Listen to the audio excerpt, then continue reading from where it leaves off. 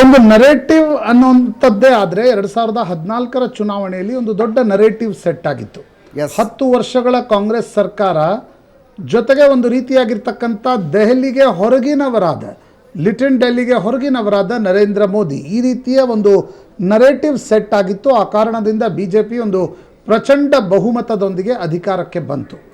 ಆದರೆ ಈ ಬಾರಿ ನರೇಂದ್ರ ಮೋದಿ ಅದೇ ಪ್ರಚಂಡ ಅಲೆಯೊಂದಿಗೆ ವಾಪಸ್ ಬರಲಿಕ್ಕೆ ಸಾಧ್ಯವಾಗುತ್ತಾ ಇಲ್ವಾ? ಕಳೆದ ಬಾರಿಯ ಚುನಾವಣೆ ಕೂಡ ಮೋದಿ ವಿರುದ್ಧ ಮೋದಿ ಪರ ಅನ್ನುವ ರೀತಿಯಲ್ಲೇ ನಡೆದಿತ್ತು. ಅದರಲ್ಲಿ ಮೋದಿ ಪರ ದೇಶದ ಮತದಾರರು ನಿಂತ್ಕೊಂಡಂತೆ ಕಾಣ್ತಾ ಇತ್ತು. ಆದರೆ ಈ ಬಾರಿ ತಳಮಟ್ಟದಲ್ಲಿ ಮೋದಿ ವಿರೋಧಿಗಳಂತ ಏನು ರಾಜಕೀಯ ಪಕ್ಷಗಳಿವೆ ಅವು ಕೂಡ ಸ್ಟ್ರಾಟಜಿಕಲ್. ಕಳೆದ ಬಾರಿ ಆ ಸ್ಟ್ರಾಟಜಿ ಮೋದಿ ವಿರೋಧಿ ಪಕ್ಷಗಳಲ್ಲಿ ಕಾಣ್ತಾ ಇರಲಿಲ್ಲ. ಈ ಬಾರಿ ಮೋದಿ ವಿರೋಧಿ ರಾಜಕೀಯ ಪಕ್ಷಗಳು ಒಂದು ಸ್ಟ್ರಾಟಜಿಕಲ್ ಆಗಿ ಒಟ್ಟಿಗೆ ಬಂದ ನಂತರ BJP ಕೂಡ ಕೊನೆಯ ಗಳಿಗೆಯಲ್ಲಿ 5 ವರ್ಷ ಮಿತ್ರರನ್ನು ನೆನಪು ಹಾರಿದ್ದ BJP ಕೊನೆಯ ಗಳಿಗೆಯಲ್ಲಿ ಶಿವಸೇನೆ JDU ಜೊತೆಗೂ ಕೂಡ ಒಟ್ಟಿಗೆ ಬಂದು ಒಂದು ಅಲೈನ್ಸನ್ನು ಮಾಡಿಕೊಂಡಿದೆ. ಆ ಕಾರಣದಿಂದ ನನಗನ್ಸುತ್ತೆ ಈ ಬಾರಿಯ ಚುನಾವಣೆಯ ನರೇಟಿವ್ ಬಗ್ಗೆ ಹೇಳೋದಾದರೆ ಈ ಬಾರಿಯ ನರೇಟಿವ್ ಕೂಡ ಮೋದಿ ಪರವೋ ಮೋದಿ ವಿರುದ್ಧವೋ ಅಂತಕ್ಕಂಥದ್ದು. ಆದರೆ ಕಳೆದ ಬಾರಿ ಭ್ರಷ್ಟಾಚಾರ ಒಂದು ದೊಡ್ಡ ವಿಷಯವಾಗಿ ಮಾರ್ಪಟ್ಟಿತ್ತು. ಒಂದು ರೀತಿಯ ಮಹಿಳೆಯ ಸುರಕ್ಷೆ, ಬೆಲೆ ಏರಿಕೆ, ಕಪ್ಪು ಹಣ ಈ ವಿಷಯಗಳು ದೇಶದ ಮತದಾರರಲ್ಲಿ ದೊಡ್ಡ ಮಟ್ಟದಲ್ಲಿ ಮನೆ ಮಾಡಿದ್ವು. ಆದರೆ ಈ ಬಾರಿ ಪುಲ್ವಾಮಾ ದಾಳಿಯ ನಂತರ ರಾಷ್ಟ್ರೀಯ ಸುರಕ್ಷೆ, BJPಯಲ್ಲಿನ ಒಟ್ಟಾರೆ ಬೆಳವಣಿಗೆಗಳು, ನರೇಂದ್ರ ಮೋದಿಯವರ 5 ವರ್ಷದ ಆಡಳಿತ, ಅಭಿವೃದ್ಧಿ ಆಗಿದೆಯೋ ಇಲ್ವೋ ಇವೆಲ್ಲ ವಿಷಯಗಳು ನರೇಟಿವ್ನಲ್ಲಿ ಇದ್ದಂತೆ ಕಾಣ್ತಾ ಇದೆ. ಆದರೆ ಮ್ಯಾಕ್ರೋ ಲೆವೆಲಲ್ಲಿ ನೋಡಿದಾಗ, ಮೈಕ್ರೋ ಲೆವೆಲ್ನಲ್ಲಿ ಸಾಕಷ್ಟು ವಿಷಯಗಳಿವೆ ಅಜಿತ್. ಆದರೆ ಮ್ಯಾಕ್ರೋ ಲೆವೆಲಲ್ಲಿ ನೋಡಿದಾಗ ಮೋದಿ ಫಾರ್ ಮೋದಿ ಅಗೇನ್ಸ್ಟ್ ಪ್ರಾಯಶಃ ಚುನಾವಣೆಯ ನರೇಟಿವ್ ಅದೇ ಆಗಿರಲಿದೆ. ಹೌದಾ ಬ್ರಿಜೇಶ್ ಕಾಳಪ್ಪ ಅವರೇ, ಏನು ಯೋಚಿಸಿ ಮತದಾನ ಮಾಡಬೇಕು ಅನ್ನುವ ವಿಷಯವನ್ನು ಮತದಾರನಿಗೆ ತಲುಪಿಸೋದಕ್ಕೆ ಇನ್ನೂ ತನಕ ಆಗಿಲ್ಲ ಅಂತ ಮೇಲ್ನೋಟಕ್ಕೆ ಅನ್ನಿಸ್ತಾ ಇದೆ. ಕಳೆದ ಸಲ ತುಂಬ ಫಿಕ್ಸ್ ಇತ್ತದು, ಭ್ರಷ್ಟಾಚಾರ ಇತ್ತು ಮಾತನಾಡೋದಕ್ಕೆ. ಅಬ್ಕಿ ಬಾರ್ ಮೋದಿ ಸರ್ಕಾರ ಘೋಷಣೆ ಮೊಳಗ್ತಾ ಇತ್ತು. ಈ ಸಲ ಅಂಥದ್ದೇನಾದರೂ ಅನ್ನಿಸ್ತಾ ಇದೆಯಾ? ನೋಡಿ ಅಜಿತ್, ನಾನು ಸೋಷಿಯಲ್ ಮೀಡಿಯಾದಲ್ಲಿ ತುಂಬ ಆ್ಯಕ್ಟಿವ್ ಇರ್ತೀನಿ. ಎಸ್. ಸೊ ಸೋಷಿಯಲ್ ಮೀಡಿಯಾದಲ್ಲಿ ಸ್ಟ್ರೇಟಿವ್ ನಾನು ಹೇಳ್ತೀನಿ, ಮೋದಿ ಅವರ ಯಾವ ಅಲೆ ಇತ್ತು 2014ರಲ್ಲಿ, ಓಕೆ, ಅದು ಸುಮಾರು ಒಂದು 50-60% ಕಮ್ಮಿ ಆಗಿದೆ. 50-60% ಸೋಷಿಯಲ್ ಮೀಡಿಯಾದಲ್ಲಿ. Okay okay. ಆ ಟೈಮಲ್ಲಿ ತುಂಬ ಆರ್ಭಟ ಇರೋದು. ಇವಾಗಂತೂ ಏನೂ ಇಲ್ಲ. ಆ್ಯಕ್ಚುಲಿ ನೀವು ಒಂದು ಆಂಟಿ ಮೋದಿ ಪೋಸ್ಟ್ ಹಾಕಿದ್ರು ಕೂಡ ಯಾರೋ ಒಂದು 4 ಜನ ಬರ್ತಾರೆ, ಏನೋ ಒಂದು ಮಾತಾಡ್ಕೊಂಡು ಹೋಗ್ತಾರೆ ಅಷ್ಟೇ. ಓಕೆ. ಆ ಟೈಮಲ್ಲಿ ಭಾರಿ ಒಂಥರ ತುಂಬ ಸ್ಟ್ರಾಂಗ್ ಆಗಿ ಜನ ಬರೋರು. ಸೊ ನನ್ನ ಪರ್ಸ್ನಲ್ ಅನಿಸಿಕೆಯಲ್ಲಿ ಒಂದು 50-60% ಅವ್ರದ್ದು ಕಮ್ಮಿ ಆಗಿದೆ. ಓಕೆ. ಆಮೇಲೆ ಇನ್ನೊಂದು ಅಂತ ಹೇಳಿದ್ರೆ, ನೀವು ಪ್ರಣಾಳಿಕೆಯಲ್ಲಿ ನೀವು ಆಶ್ವಾಸನೆ ಏನು ಕೊಟ್ಟಿರ್ತೀರಾ ಅದನ್ನ ಜನ ಯಾವತ್ತೂ ಕೂಡ ಅಪೇಕ್ಷೆ ಪಡ್ತಾರೆ. ಇವರು ಕೆಲಸ ಮಾಡ್ತಾರೆ, ಕೆಲಸ ಮತ್ತೆ ನಡೆಸ್ಕೋತಾರೆ, ಅವ್ರು ಹೇಳಿದ್ದನ್ನು ನಡೆಸ್ಕೋತಾರೆ ಅಂತ. ನಿನ್ನೆ ಮೋದಿ ಸಾಹೇಬ್ ಹೇಳ್ಕೊಂಡ್ಬಿಟ್ಟಿದ್ದಾರೆ, ಕಾಂಗ್ರೆಸ್ನವ್ರು 60 ವರ್ಷದಿಂದ ಏನು ಮಾಡೋಕ್ಕೆ ಸಾಧ್ಯ ಆಗಲಿಲ್ಲ, ನನಗೆ 5 ವರ್ಷದಲ್ಲಿ ನೀವು ಇವರೇನು ಎಕ್ಸ್ಪೆಕ್ಟ್ ಮಾಡಿದ್ರು ಅಂತ. ಅವ್ರು ಬರುವಾಗ 100 ದಿನ ಸಾಕು ಅಂತ ಹೇಳ್ಕೊಂಡ್ಬಂದಿದ್ದು. ಇವಾಗ 5 ವರ್ಷ ಸಾಲದು ಅಂತ ಹೇಳ್ತಾರೆ. ಓಕೆ, ಆಯ್ತಾ? ಸೊ ಇವೆಲ್ಲ ನೋಡುವಾಗ ಜನಕ್ಕೆ ಆ್ಯಕ್ಚುಲಿ ಎಷ್ಟೇ ಸಪೋರ್ಟ್ ಇದ್ರೂ ಕೂಡ ಇವರು ಬಿಡಿ ಏನು ಜಸ್ಟ್ ಅನದರ್ ಪಾಲಿಟಿಷಿಯನ್ ಅಂತ ಬಂದ್ಬಿಟ್ಟಿದೆ. ಮೊದಲು ಆ ಭಾವನೆ ಇರಲಿಲ್ಲ. ಮೊದಲು ತುಂಬ ಇತ್ತು. ಅಲ್ಲ ಮೊದಲು ಮೋದಿ ಅಂತ ಹೇಳಿದ್ರೆ ಇಲ್ಲ, is a different kind of politician ಅಂತ ಇರೋದು. ಬಟ್ ಇವಾಗ ಏನಿಲ್ಲ, ಈಸ್ ಜಸ್ಟ್ ಅನದರ್ ಪಾಲಿಟಿಷಿಯನ್ ಅಂತ ಆಗ್ಬಿಟ್ಟಿದೆ. ಎಲ್ಲ ಸಮಸ್ಯೆಗಳಿಗೂ ಏಕೈಕ ಪರಿಹಾರ ಮೋದಿ ಅನ್ನುವ ಭಾವನೆ ಅವಾಗಿತ್ತು, ಈಗ ಇಲ್ಲ. ಅದು ಇವಾಗ ಅದೇ ಒಂದು 50-60% ಕಮ್ಮಿ ಆಗಿದೆ. ಅದು ಬಹುಶಃ ಈ ಬಾರಿಯ ನೆರೇಟಿವ್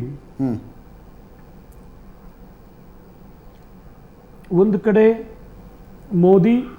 ಮೋದಿಯ ವ್ಯಕ್ತಿತ್ವ, 5 ವರ್ಷಗಳ ಭ್ರಷ್ಟಾಚಾರ ರಹಿತವಾದಂಥ ಆಡಳಿತ. ಓಕೆ. ಬರೀ ಮೋದಿ ಮೇಲೆಲ್ಲ, ಮೋದಿಯವರ ಮಂತ್ರಿಮಂಡಲದ ಯಾರ ಮೇಲೂ ಭ್ರಷ್ಟಾಚಾರದ ಆರೋಪಗಳು ಇಲ್ಲದೆ ಇರುವಂಥ ಒಂದು ಸ್ವಚ್ಛವಾದಂಥ ಆಡಳಿತ. ಎರಡನೇದಾಗಿ, ಮೋದಿ ಅಲ್ಲ ಅಂದರೆ ಯಾರು ಅಂತ ಹೇಳಲಿಕ್ಕೆ ಇವ್ರ ಹತ್ರ ಒಂದು ಹೆಸರು ಇಲ್ಲ. ಒಂದು ಕಡೆ ಪ್ರಬಲವಾದಂಥ ಮೋದಿ, ಹೆಸರು ಯಾಕಿಲ್ಲ? ರಾಹುಲ್ ಗಾಂಧಿ ಇದ್ದಾರೆ. ಅಲ್ಲ, ಒಂದು ನಿಮಿಷ. ಒಂದು ಕಡೆ ಪ್ರಬಲವಾದಂಥ ಮೋದಿ, ಇನ್ನೊಂದು ಕಡೆ ಅಸ್ಪಷ್ಟವಾದಂಥ ಚಿತ್ರಣ, ಶೂನ್ಯ ಆಲ್ಮೋಸ್ಟ್. ಓಕೆ.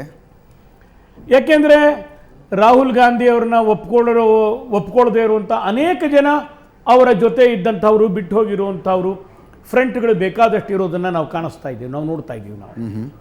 ಹಾಗಾಗಿ ಅವ್ರು ಯಾರು ರಾಹುಲ್ ಅವ್ರನ್ನ ಒಪ್ಕೋತಾರೆ ಅಂತ ಅನ್ನಿಸ್ತಾ ಇಲ್ಲ. ಇದೆಲ್ಲ ಒಂದು ಕಡೆ ಆಯಿತು ಅಂತಂದರೆ ಬಹುಶಃ ನನಗನ್ಸುತ್ತೆ ಕಳೆದ 3-4 ತಿಂಗಳಿಂದ ಪುಲ್ವಾಮಾ ಘಟನೆ ನಂತರದಲ್ಲಿ ನಡೆದಂಥ ಅದಕ್ಕೆ ಮುಂಚೆ ನಡೆದಂಥ ಸರ್ಜಿಕಲ್ ಸ್ಟ್ರೈಕ್ ಸಂಬಂಧ ಇರಬಹುದು, ಆಮೇಲೆ ನಡೆದಿರುವಂಥ ಏರ್ ಸ್ಟ್ರೈಕಿಗೆ ಸಂಬಂಧಪಟ್ಟಂತೆ ಇರಬಹುದು, ಈ ಎಲ್ಲ ಪಕ್ಷಗಳು ನಡ್ಕೊಂಡಂಥ ರೀತಿ ಯಾವುದಿದ್ದಾವೆ, ಓಕೆ, ಇದು ಈ ದೇಶದಲ್ಲಿ ಎಲ್ಲೋ ಒಂದು ಕಡೆ ಈ ಜನಗಳಿಗೆ ನಮ್ಮ ದೇಶಕ್ಕೆ ಒಳಿತಾದಂಥ ಸಂದರ್ಭದಲ್ಲಿ ನಾವು ಯಾರೇ ಏನೇ ಹೇಳಿದ್ರು ಈ ದೇಶ 47ರಲ್ಲಿ ಈ ಭಾಗ ಆದ ನಂತರದಲ್ಲಿ ಮನಸ್ಸುಗಳು ಮುರಿದು ಬಿದ್ದಿದ್ದಾವೆ ಪಾಕಿಸ್ತಾನ ಮತ್ತು ಭಾರತದ ನಡುವೆ. ಹಾಗಾಗಿ ಎಲ್ಲೋ ಒಂದು ಕಡೆ ಭಾರತಕ್ಕೆ ಸಂತೋಷ ಆದಂಥ ಸಂದರ್ಭದಲ್ಲಿ ಈ ಜನ ದೇ ಹ್ಯಾವ್ ನಾಟ್ ರಿಜಾಯ್ಸ್ಡ್. ಭಾರತದ ಸಂತೋಷವನ್ನ ಇವರು ಸಂತಸದಿಂದ ಒಪ್ಕೊಂಡಿಲ್ಲ.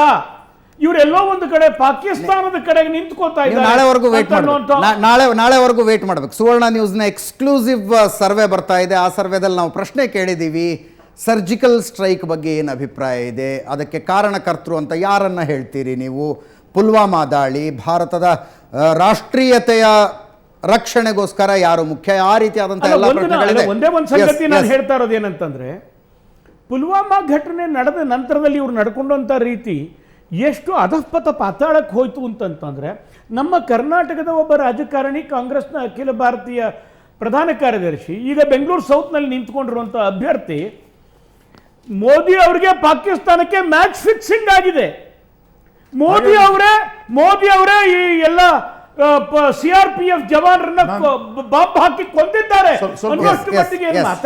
ಒಂದು ಕ್ವಿಕ್ ರಿಯಾಕ್ಷನ್ ತಗೊಂಡು ನಾನು ಫಸ್ಟ್ ಕ್ವೆಶ್ಚನ್ ಹೋಗ್ತೀನಿ. ಮೋಸ್ಟ್ ಇಂಟ್ರೆಸ್ಟಿಂಗ್ ಸರ್ವೆ ಕೊಡೋರಿದ್ದೀವಿ. ಸ್ವಲ್ಪ ಇವಾಗ ಗೋಮನ್ಸುದನ್ ಅವ್ರು ಹೇಳಿದ್ರು, ಪ್ರಧಾನ ಕಾರ್ಯದರ್ಶಿ ಅವರು ಹೀಗೆ ಹೇಳಿದ್ರು ಅಂತ. ಬಟ್ ಮೋದಿ ಸಾಹೇಬ್ರು ಹಾಗೆ ಮಾಡಿದ್ರಲ್ಲ, ಏನಂತ, ಪುಲ್ವಾಮಾ ಆದ್ಮೇಲೆ ಅವರು ಪರ್ಸನಲ್ ಪ್ರೈವೇಟ್ ಮೆಸೇಜ್ ಕಳಿಸಿದಾರ ಇವ್ರಿಗೆ, ಇಮ್ರಾನ್ ಖಾನ್ಗೆ, ಪಾಕಿಸ್ತಾನ್ ಡೇ. ಅಲ್ಲ, 45 ದಿನಾನು ಮುಗ್ದಿಲ್ಲ, 45 ನಮ್ಮ ಸೈನಿಕರು ಸತ್ತು ಪ್ರೈವೇಟ್ ಮೆಸೇಜ್ ಕಳಿಸಿ. ಸ್ಟೇಟ್ಮೆಂಟ್ ನೀವು ಕಾಂಗ್ರೆಸ್ ಸ್ಟೇಟ್ಮೆಂಟ್ ಮಾಡ್ತಾ ಇದ್ದೀರಿ? ಇಲ್ಲ, ನಾನೇನ್ ಕೇಳ್ತಾ ಇಲ್ಲ, ನಾನು ಕಾಂಗ್ರೆಸ್ ಪ್ರೂವ್ ಮಾಡ್ತಾ ಇದ್ದಾರೆ.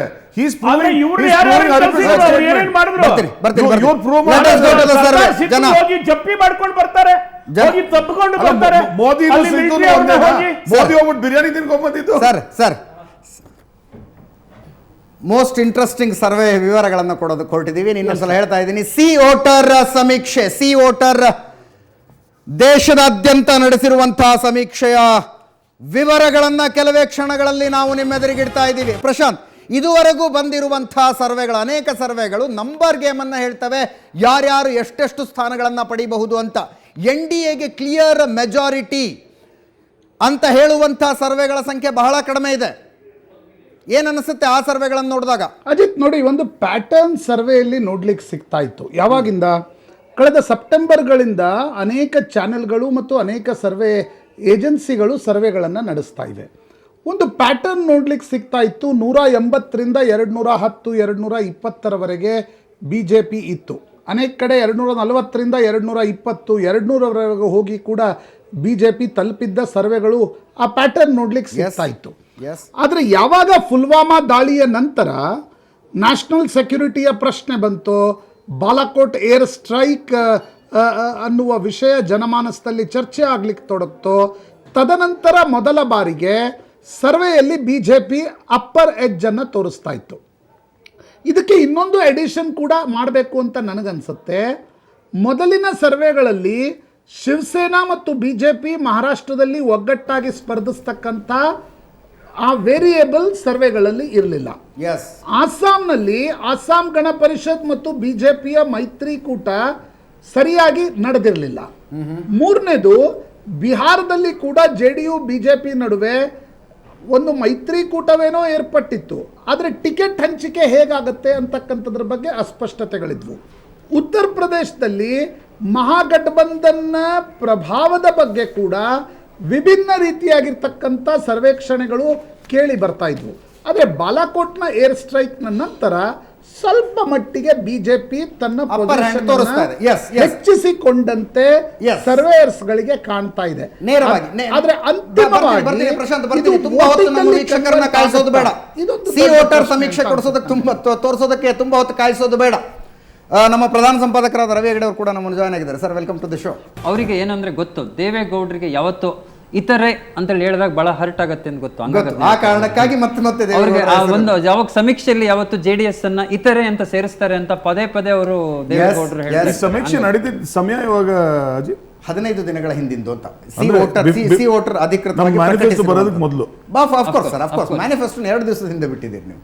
63.6% ನಿರುದ್ಯೋಗಿಗಳ ನರೇಂದ್ರ ಮೋದಿ ಮತ್ತೊಮ್ಮೆ ಪ್ರಧಾನಿ ಆಗಬೇಕು ಅಂದ್ರೆ 26% ನಿರುದ್ಯೋಗಿಗಳು ಪ್ರಧಾನಿಯಾಗಿ ರಾಹುಲ್ ಗಾಂಧಿ ಅವರನ್ನ ನೋಡೋದಕ್ಕೆ ಇಷ್ಟಪಡ್ತಾರೆ. 10.4% ಜನ. ಈ ಸಲದ ಚುನಾವಣೆಯಲ್ಲಿ 45 ವರ್ಷಗಳಿಂದ ಭಾರತ ಕಂಡು ಕೇಳರಿಯದಂತಹ ನಿರುದ್ಯೋಗವನ್ನ ಎದುರಿಸ್ತಾ ಇದೆ ಅನ್ನುವ ಅಂಕಿ ಅಂಶಗಳನ್ನ ಅವ್ರು ಹೇಳ್ತಾರೆ, ಆರೋಪವನ್ನ ಮಾಡ್ತಾರೆ. ಅಂಥ ಸಂದರ್ಭದಲ್ಲಿ ನಿರುದ್ಯೋಗಿಗಳನ್ನ ಕೇಳಿದಾಗ ದೊಡ್ಡ ಸಂಖ್ಯೆಯ ಜನ ಮೋದಿ ಪ್ರಧಾನಿಯಾಗಿ ಹೇಳ್ತಾರೆ. ಐ ಥಿಂಕ್ ಯಾಕೆ ಅಂತಂದ್ರೆ ಈ ಸತಿಗೆ ಈ ಸಬ್ಜೆಕ್ಟ್ ಬಹಳ ಇಂಪಾರ್ಟೆಂಟ್. ಯಾಕೆ ಅಂತಂದ್ರೆ ಇದು ಬರೀ ಮಾಧ್ಯಮಗಳಿಗಷ್ಟೇ ಅಲ್ಲ, ಆ ಪಕ್ಷಗಳಿಗೂ ಬಹಳ ಮುಖ್ಯವಾದಂಥ ಪ್ರಶ್ನೆ ಇತ್ತು. ಅಂದ್ರೆ 45 ವರ್ಷಗಳಲ್ಲಿ ಕಂಡು ಕೇರಳರಿಯದಷ್ಟು ಪ್ರಮಾಣದ ನಿರುದ್ಯೋಗ ಸಮಸ್ಯೆ ಇದೆ ಅಂತೇಳಿ ಹೇಳಿದಾಗ ಇದು ಪ್ರಾಬಬ್ಲಿ BJP ಅಗೇನ್ಸ್ಟ್ ದೊಡ್ಡದೊಂದು ಸಾಲ್ವ್ ಆಗತ್ತೆ ಅನ್ನುವಂಥದ್ದು ಕಾಂಗ್ರೆಸ್ ಅವ್ರ ನಿರೀಕ್ಷೆ ಇತ್ತು. ಅಥವಾ ಕಾಂಗ್ರೆಸ್ ಇಂಥದ್ದೊಂದು ದೊಡ್ಡ ಆರೋಪವನ್ನ ಹೇಗೆ ಎದುರಿಸೋದು ಅನ್ನೋಂಥ ದೊಡ್ಡ ಚಾಲೆಂಜ್ ಕೂಡ BJP ಮುಂದೆ ಇತ್ತು. ನನಗನ್ಸುತ್ತೆ ಅಂತಂದ್ರೆ ಭಾರತದ ಚುನಾವಣೆಗಳು ಅಜಿತ್ ಯಾವತ್ತು ಈ ತರದ ಫಂಡಮೆಂಟಲ್ ಇಶ್ಯೂ ಮೇಲೆ ಆಗಿದ್ದನ್ನ ನಾನು ಅಷ್ಟೊಂದು ನೋಡಿಲ್ಲ. ಈಗ ಅಮೆರಿಕದಲ್ಲಾದ್ರೆ ನಿಮೀಗ ಲಾಸ್ಟ್ ಟ್ರಂಪ್ ಬಂದಿರೋ ಇಲೆಕ್ಷನ್ ಆಗಿರುವಂತ ಒಂದು ಮಹಾನ್ ಅಥವಾ ಅತ್ಯಂತ ಪ್ರಮುಖ ಸಬ್ಜೆಕ್ಟೇ ನಿರುದ್ಯೋಗ ಸಮಸ್ಯೆ ಆಗಿತ್ತು. ಅಂದ್ರೆ ಸ್ಥಳೀಯ ಅಮೆರಿಕರ ಉದ್ಯೋಗವನ್ನ ಯಾರೋ ಮೆಕ್ಸಿಕನ್ರೋ ಅಥವಾ ಯಾವುದೋ ಒಂದು ಭಾರತೀಯರೋ ಅಥವಾ ಇನ್ಯಾವುದೋ ಅಮೆರಿಕದ ಹೊರಗಿನ ಜನ ಬಂದು ಅದನ್ನ ಆಕ್ರಮಿಸ್ಕೊಂಡ್ಬಿಡ್ತಾ ಇದ್ದಾರೆ. ಲೋಕಲ್ ಪೀಪಲ್ಗೆ ಅಂದ್ರೆ ಉದ್ಯೋಗಗಳು ಸಿಗ್ತಾ ಇಲ್ಲ ಅನ್ನೋದು ದೊಡ್ಡ ಇಶ್ಯೂ ಆಗಿತ್ತು. ಅದನ್ನೇ ಟ್ರಂಪ್ ಕಾರ್ಡ್ ಕೂಡ ಮಾಡ್ಕೊಂಡಿದ್ರು. ಹಾಗಾಗಿ ಅಲ್ಲಿ ಪ್ರಮಾಣದಲ್ಲಿ ನಿರುದ್ಯೋಗ ಇಶ್ಯೂ ಆದಷ್ಟು, ಇಲೆಕ್ಷನ್ ಸಬ್ಜೆಕ್ಟ್ ಆದಷ್ಟು ನಾನು ಭಾರತದಲ್ಲಿ ದೊಡ್ಡ ಆಲ್ವೇಸ್ ಚುನಾವಣೆಗಳಲ್ಲಿ ಸಬ್ಜೆಕ್ಟ್ ಬರುತ್ತೆ, ಹಂಗೆ ಮಾಡ್ತೀವಿ ಹಿಂಗೆ ಮಾಡ್ತೀವಿ ಅಂತ. ಭಾರತೀಯ ಚುನಾವಣೆಗಳು always works on strong emotions ಮತ್ತೆ ಪರ್ಸೆಪ್ಷನ್ಸ್ ಮೇಲೆ ಹೋಗುತ್ತೆ. ಈಗ ಸಮಸ್ಯೆ ಇರ್ಬೋದು, ನಿರುದ್ಯೋಗ ಸಮಸ್ಯೆ ಇಲ್ಲ ಅಂತ ಯಾರೂ ಹೇಳ್ತಿಲ್ಲ, BJPನೂ ಹೇಳ್ತಿಲ್ಲ, ಕಾಂಗ್ರೆಸ್ಸು ಹೇಳ್ತಿಲ್ಲ.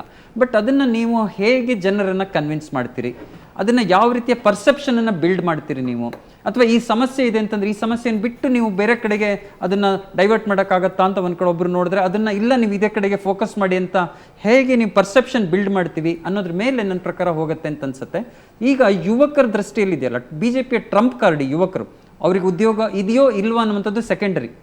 ಬಟ್ ಅಂದ್ರೆ ಯುವ ಮತಗಳಿದೆಯಲ್ಲ ಅದು ಮೋದಿಯ ಟ್ರಂಪ್ ಕಾರ್ಡ್. ಹಾಗಾಗಿ ಇಲ್ಲಿ ನನಗೆ ಏನನ್ಸುತ್ತೆ, ನಿರುದ್ಯೋಗ ಸಮಸ್ಯೆಯನ್ನ ನೆನ್ಪಿಟ್ಕೊಂಡು ಜನ ವೋಟ್ ಹಾಕಿದ್ದಾರೆ ಅಂತ ನನಗೆ ಅನ್ಸಲ್ಲ. ಇದು ಹಾಕಿರುವಂತದ್ದು ಏನಿರ್ಬೋದು ಸರ್, ಈ ಪ್ರಶ್ನೆ ಕೇಳಿದ ನಿರುದ್ಯೋಗಿಗಳಿಗೆ ಮಾತ್ರ, ನಿರುದ್ಯೋಗಿಗಳು ವೋಟ್ ಹಾಕಿದ್ದು ನಮ್ಗೆ ಉದ್ಯೋಗ ಇಲ್ಲ ಆದ್ರಿಂದ ಇವರು ಸರಿ ಇಲ್ಲ, ಅಥವಾ ನಂಗೆ ಉದ್ಯೋಗ ಇಲ್ಲ ಆದ್ರಿಂದ ಇವರು ಬಂದ್ರೆ ನಮ್ಗೆ ಒಳ್ಳೆ ಈ ತರ ಯೋಚನೆ ಮಾಡ್ತಿಲ್ಲ ಅಂತ ಅವ್ರ ಯೋಚನೆ.